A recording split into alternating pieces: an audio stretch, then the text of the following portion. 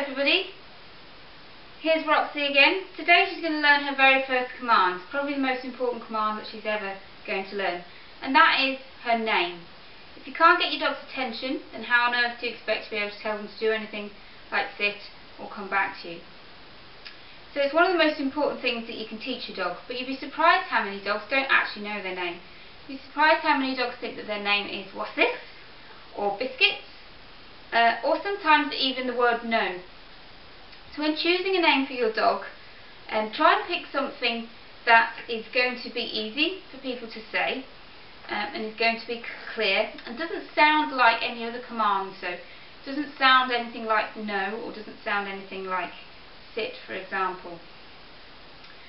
And when you're going to teach your dog its name, have a little think about what name you're actually going to use, because many dogs actually have lots of different names. So she's known as Roxie, Rox, sometimes Princess Roxanne if she's looking quite pretty. And my other dog, she's called Jasmine, but she's also known as Jazz, Jazzy, Moo, Moo, and all sorts of variations. But we want one variation on the name that everybody agrees on, that all the family are going to use, that means look at me right now. It means look at me, I've got something amazing for you, or I'm about to tell you something really interesting.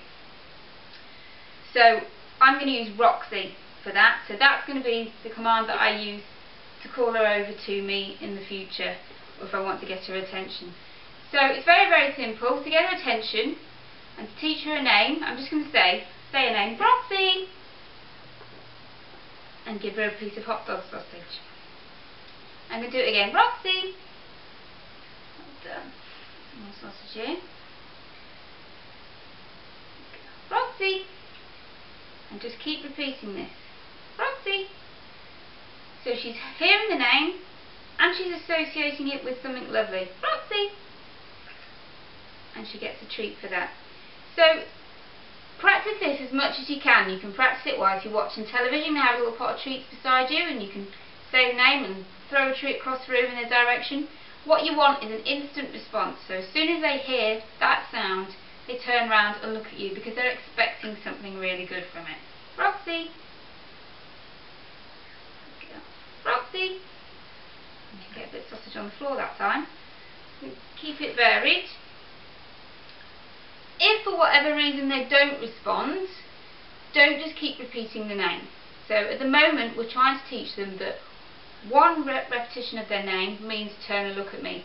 So if they don't turn and look at you, you just get your treat, put it right on the end of the nose, and bring their attention round towards you and then reward. But of course she doesn't want to demonstrate that right now because she's so into this hot dog sausage. Give it one more go. Roxie! Good girl. See if she'll wander off. You can test it. Roxie! Good girl.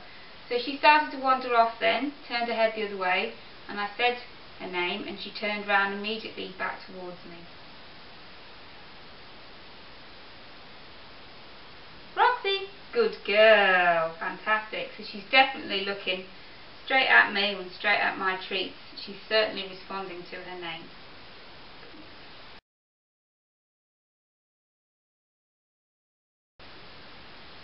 Another thing to remember when teaching your dog his name, or when using his name, is you must remember not to use the dog's name when actually you mean no.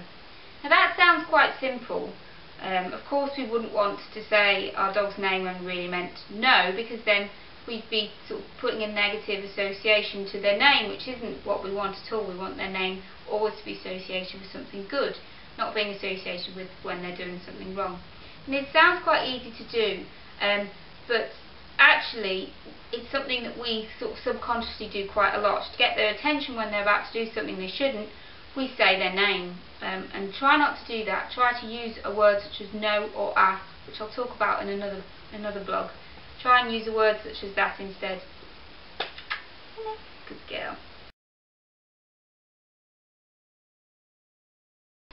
And this is particularly important if you have more than one dog, because if you have multiple dogs, this is when it becomes really easy to accidentally say the dog's name when you really mean no.